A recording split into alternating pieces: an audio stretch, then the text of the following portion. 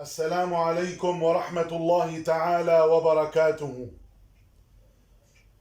أيها الإخوة الكرام، اللهم تقبل منا إنك أنت السميع العليم، وتب علينا يا مولانا إنك أنت التواب الرحيم، واغفر لنا وارحمنا إنك أنت الغفور الرحيم.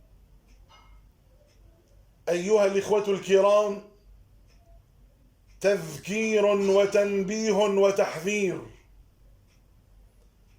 أما التذكير، أذكر نفسي وإياكم وجميع المسلمين في مشارق الأرض ومغاربها بأنه إذا دخلت عشر ذي الحجة فينبغي على كل من أراد أن يضحي أن لا يأخذ من شعره وأظفاره شيئا. وللاحتياط أيها الإخوة، ينبغي على كل من أراد أن يضحي أن يقص شعره وأظفاره في اليوم 29 من شهر ذي القعدة قبل غروب شمس ذلك اليوم، لأنه يحتمل أن يظهر هلال شهر ذي الحجة في تلك الليلة فتكون قد دخلت العشر. فلقد أخرج الإمام مسلم في صحيحه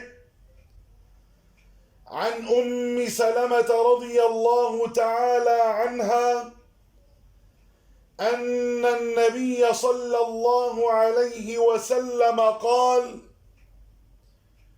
إذا دخل العشر وعنده أضحية يريد أن يضحي فلا يمس من شعره وبشره شيئا. أسمعتم أيها الإخوة؟ هذا هو التذكير،